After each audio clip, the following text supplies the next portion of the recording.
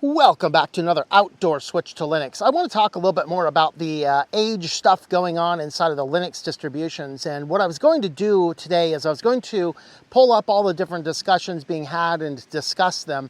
It ended up being an impossible task because there's all sorts of weird stuff going over, including a ton of misinformation. So I'm not pulling up the computer screens over here. I was going to tell you some of the things I found. First, there is a ton of misinformation running around on both what is required in the verifications and in what different organizations are doing anything about it. So let's go ahead and first talk about the laws.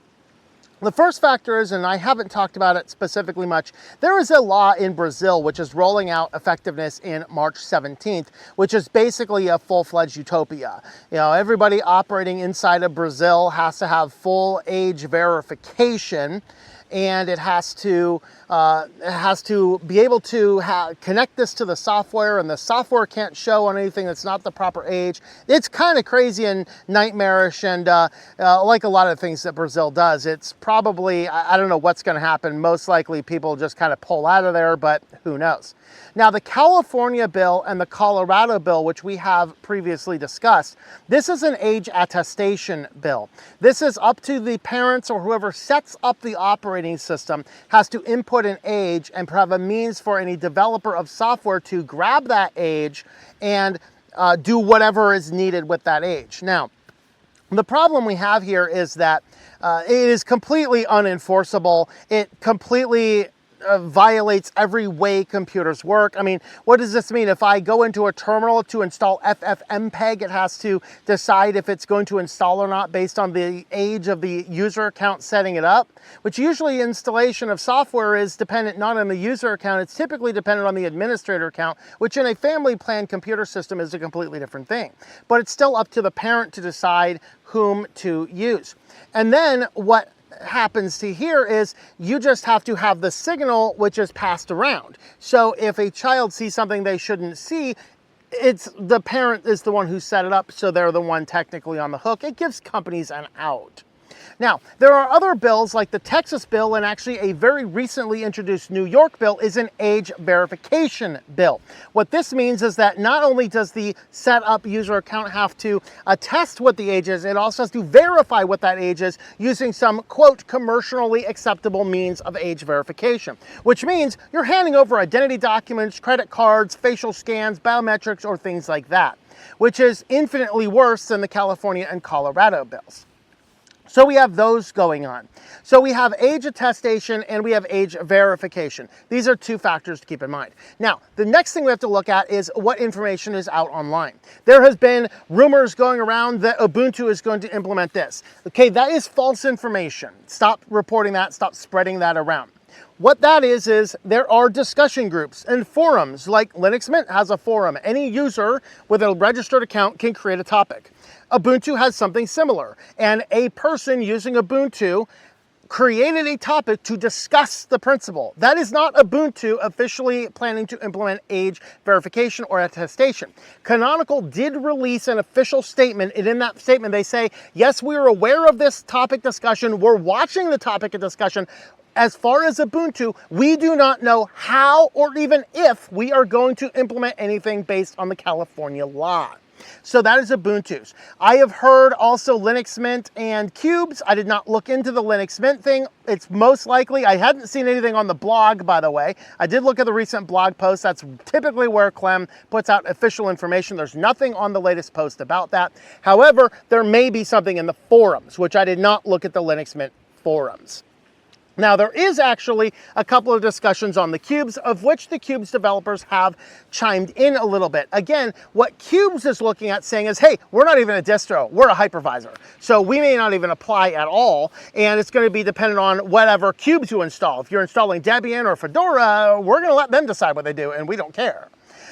So there's some discussion. Of course, that's not an official statement. They want to talk to their lawyers. Every big distribution. Somebody has said Fedora had it. Again, Fedora, probably just a community post. Red Hat has not officially stated one thing or another about it. So if you hear about these Linux distros are going to implement this and they're cucks, stop using them.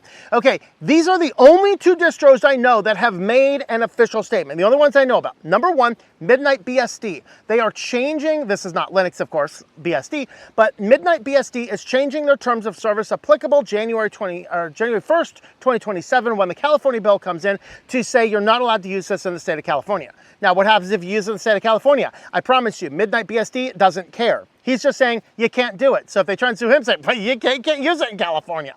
Which this has worked in the past. This type of circumvention happened with people using non-US based Debian. So there is precedent for that. The second distro I know that did something is Omarchy. Omarchy said, we're not complying with California's retarded law. So if you're looking for a distro that's taking a hard stance, Omarchy, that's it. Those are the ones that I know of.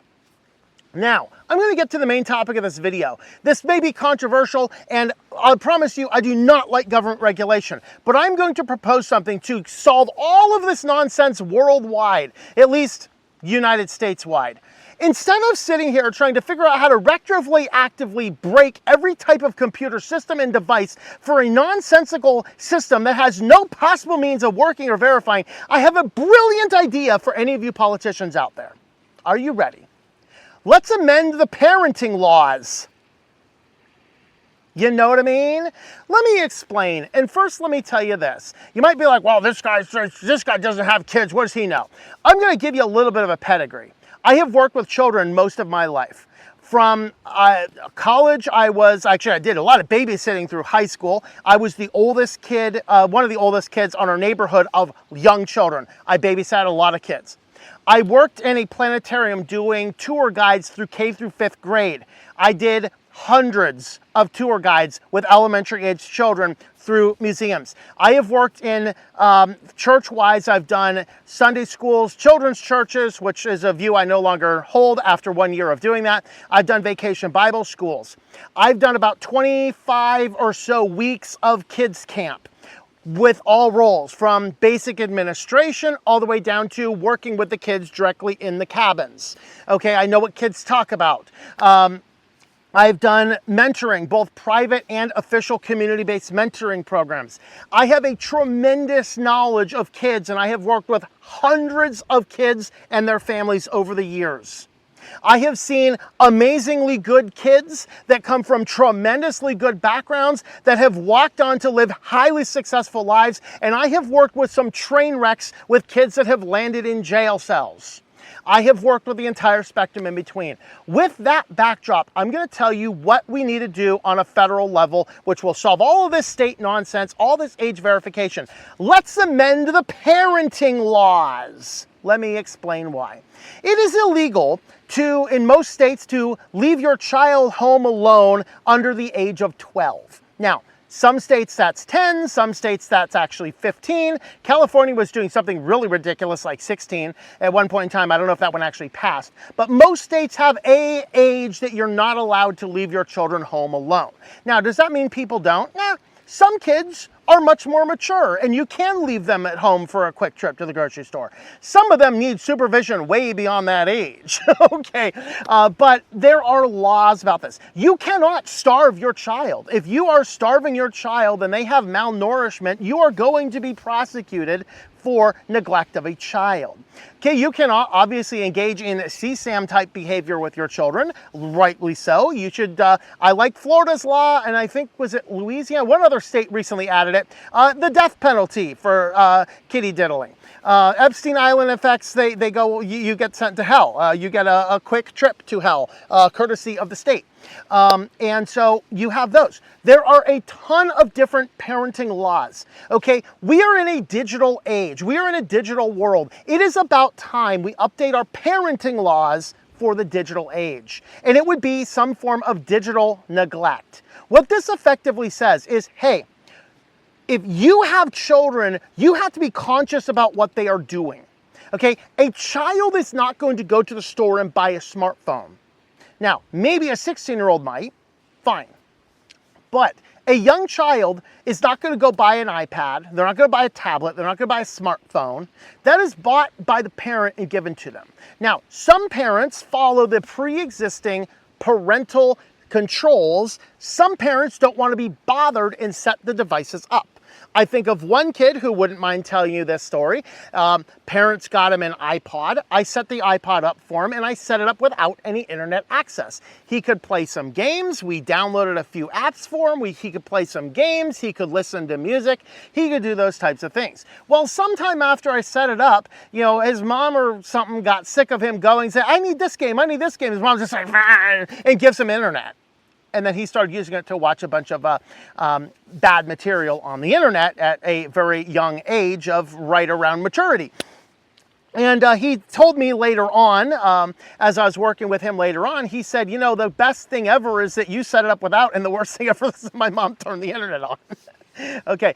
But that's really the fact of the matter is, it is up to the parents to make sure their children are not engaging in risky behavior. It is a law. You have to protect your children. So rather than putting forth these weird age verification laws that have no technical ability to work in the scope of how devices can work, let's update the parenting laws worldwide, or at least in the United States here where I am, to say, hey, you have to watch what your children are doing on the internet. You have to be cognizant as to what they're doing. You have to engage in parental controls. And if you don't, any downstream consequences is on you, not on Google or Facebook or Roblox. Maybe we should add a few extra laws to say anything targeted towards children like Roblox should be banned from having an internet component. 10-year-olds do not need to be on the internet with other 10-year-olds. That's the only extent of laws we'd want to do. If it's targeted towards children, it should not have an internet connection. We're talking on the app level, not on the computer level. Okay, we need to have new laws to protect children from the digital age, not stripping down every worldwide computer until an identity marker is given, but by telling the parents, you have to monitor what your kids are doing and having common sense parental controls available for a parent to use. Now, is that what they're trying to do with the age attestation? No, because they're going a lot further than they should be. What should be happening is when the parent has a device with a child, the parent should be monitoring what is going on that device. They should be setting up parental controls, and they should be limiting the amount of time that those kids have. Now, I do not really want a law like China has that says your children cannot be on the internet more than 2 hours a day. I think it really depends upon the parent and the child. But I think that if a child is having such a serotonin outbreak at school because they're going through withdrawals because they're so addicted to their iPad that they can't do anything, that is the case where we open up a parental digital neglect law and we evaluate if the parent is walking home saying, here's a tablet, get out of my face for the rest of the night, and then the kid is sitting there addicted on the internet. That is what should be illegal. As far as accessing an application on the internet, well, if it's targeted specifically for children under the age of 13, I don't think it should be allowed to have internet. What if an under 13-year-old age kid accesses that device? Well, that's up to the parent because they're supposed to be monitoring their digital behavior. So rather than having giant scatterbrain of laws between age attestation and age verification, before trying to force developers in non-jurisdictional areas and that one guy in Nebraska holding up the entirety of the internet, and he looks at it and says, yeah, I'm rage quitting, bro, and the whole internet's going to go down now. Rather than that, let's just focus on this principle. Parents need to parent your children. Let's update the parenting laws for the digital age with a Digital Child Abuse Act. This way, if those of us like me that don't have kids, guess what? I don't care what gets installed in that system. I mean, I do, but I'm in control of that particular computer. So it doesn't actually matter.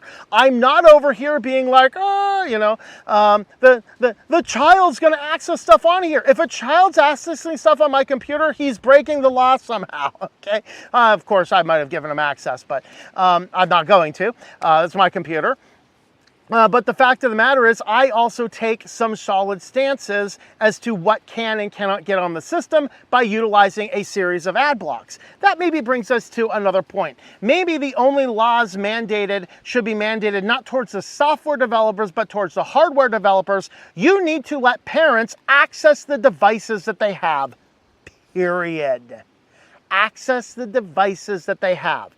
It should be a simple, trivial matter for me to change the DNS, to add parental controls, to block certain applications. That is something that can be done on hardware levels, not on software levels, not requiring age verification or age attestation, not crippling distros that are tiny and have nothing to do, not sitting here trying to get all sorts of lawyers big paychecks across the whole world as they look at their lawyers and go, what do we do about this law in California as a UK-based company?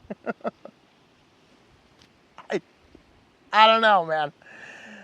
What we need is digital child abuse laws. If you as a parent are digitally neglecting your child, that should be the crime. Not putting the onus on every developer and every software manufacturer and every other platform out there because you are too lazy to take care of your child. You cannot not feed your child. You cannot engage in illegal activity with your child. You cannot leave your child at home alone. You should not be allowed to leave your child with full access to computers, tablets, phones, without impunity. That is my thought. Let me know your thoughts about all that in the comments down below.